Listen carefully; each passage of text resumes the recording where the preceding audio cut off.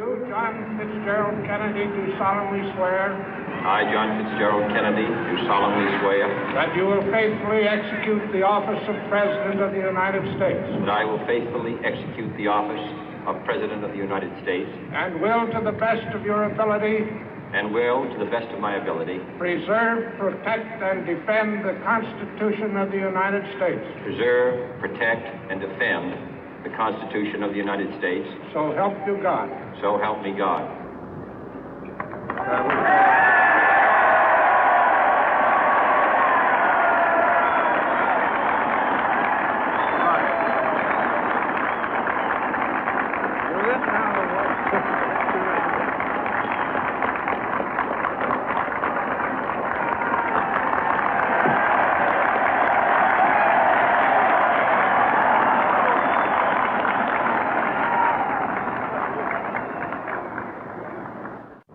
Vice President Johnson, Mr. Speaker, Mr. Chief Justice, President Eisenhower, Vice President Nixon, President Truman, Reverend clergy, fellow citizens.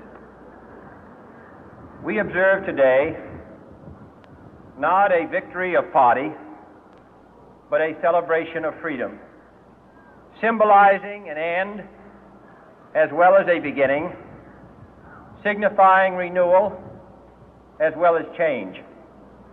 For I have sworn before you and Almighty God the same solemn oath our forebears prescribed nearly a century and 3/4 ago. The world is very different now, for man holds in his mortal hands the power to abolish all forms of human poverty and all forms of human life. And yet the same revolutionary beliefs for which our forebears fought are still at issue around the globe. The belief that the rights of man come not from the generosity of the state, but from the hand of God. We dare not forget today that we are the heirs of that first revolution.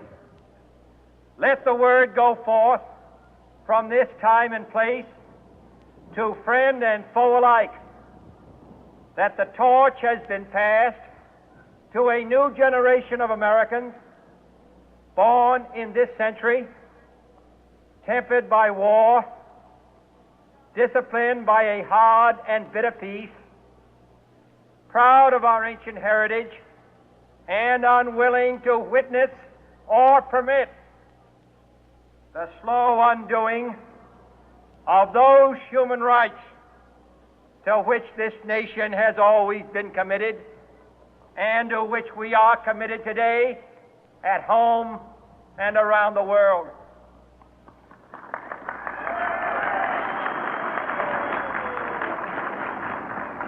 Let every nation know, whether it wishes us well or ill, that we shall pay any price, bear any burden, meet any hardship, support any friend, oppose any foe to assure the survival and the success of liberty.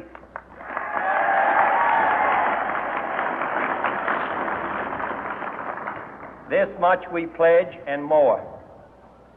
To those old allies whose cultural and spiritual origins we share, we pledge the loyalty of faithful friends. United, there is little we cannot do in a host of cooperative ventures. Divided, there is little we can do, for we dare not meet a powerful challenge at odds and split asunder. To those new states whom we welcome to the ranks of the free, we pledge our word that one form of colonial control shall not have passed away merely to be replaced by a far more iron tyranny.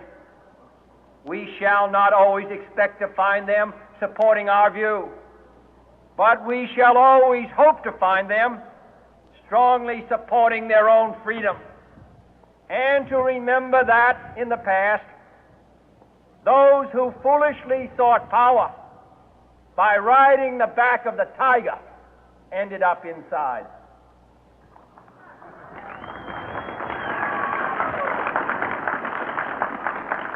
To those people in the huts and villages of half the globe struggling to break the bonds of mass misery, we pledge our best efforts to help them help themselves for whatever period is required, not because the communists may be doing it, not because we seek their votes, but because it is right.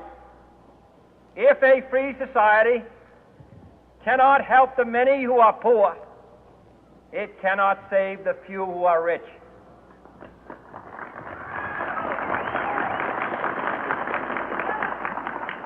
To our sister republics south of our border, we offer a special pledge to convert our good words into good deeds, in a new alliance for progress, to assist free men and free governments in casting off the chains of poverty.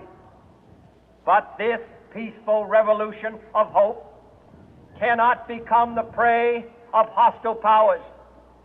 Let all our neighbors know that we shall join with them to oppose aggression or subversion anywhere in the Americas. And let every other power know that this hemisphere intends to remain the master of its own house.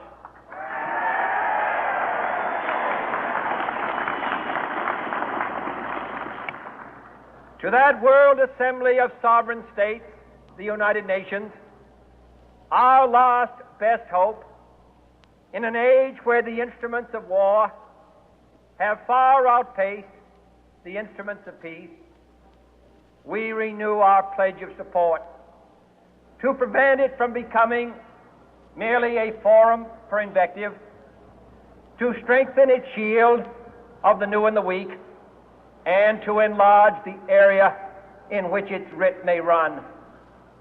Finally, to those nations who would make themselves our adversary, we offer not a pledge, but a request that both sides begin anew the quest for peace. Before the dark powers of destruction, unleashed by science, engulf all humanity in planned or accidental self-destruction, we dare not tempt them with weakness, for only when our arms are sufficient beyond doubt can we be certain beyond doubt that they will never be employed. But neither can two great and powerful groups of nations take comfort from our present course, both sides overburdened by the cost of modern weapons, both rightly alarmed by the steady spread of the deadly atom, yet both racing to alter that uncertain balance of terror that stays the hand of mankind's final war. So let us begin anew, remembering on both sides that civility is not a sign of weakness, and sincerity is always subject to proof. Let us never negotiate out of fear, but let us never fear to negotiate.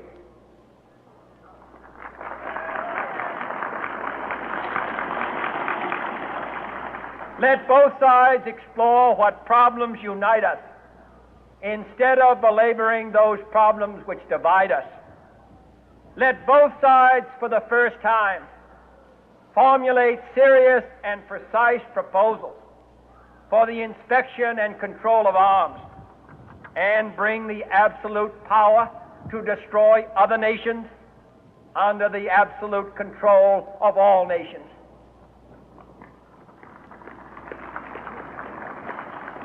Let both sides seek to invoke the wonders of science instead of its terrors. Together, let us explore the stars, conquer the deserts, eradicate disease, tap the ocean depths, and encourage the arts and commerce. Let both sides unite to heed in all corners of the earth the command of Isaiah to undo the heavy burden and let the oppressed go free. And if a beachhead of cooperation may push back the jungle of suspicion, let both sides join in creating a new endeavor, not a new balance of power, but a new world of law, where the strong are just and the weak secure and the peace preserved. All this will not be finished in the first 100 days, nor will it be finished in the first 1,000 days, nor in the life of this administration, nor even perhaps in our lifetime on this planet. But let us begin.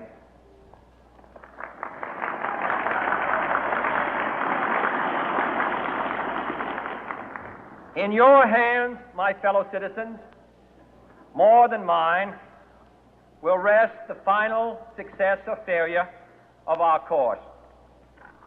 Since this country was founded, each generation of Americans has been summoned to give testimony to its national loyalty. The graves of young Americans who answered the call to service surround the globe. Now the trumpet summons us again, not as a call to bear arms, though arms we need, not as a call to battle, though in battle we are, but a call to bear the burden of a long twilight struggle, year in and year out, rejoicing in hope, patient in tribulation, a struggle against the common enemies of man, tyranny, poverty, disease, and war itself. Can we forge against these enemies a grand and global alliance, north and south, east and west, that can assure a more fruitful life for all mankind? Will you join in that historic effort?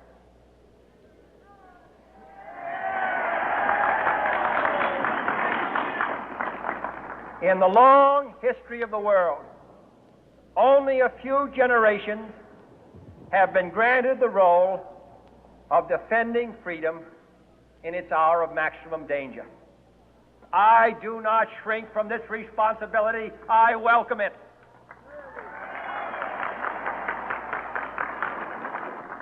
I do not believe that any of us would exchange places with any other people or any other generation.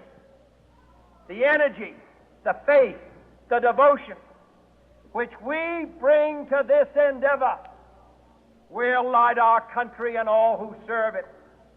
And the glow from that fire can truly light the world. And so, my fellow Americans, ask not what your country can do for you, ask what you can do for your country.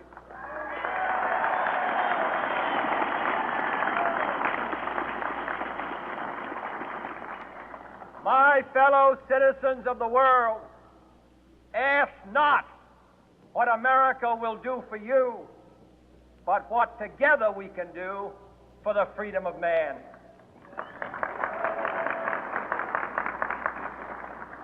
Finally, whether you are citizens of America or citizens of the world, ask of us here the same high standards of strength and sacrifice which we ask of you. With a good conscience, our only sure reward, with history the final judge of our deeds, let us go forth to lead the land we love, asking His blessing and His help, but knowing that here on earth God's work must truly be our own.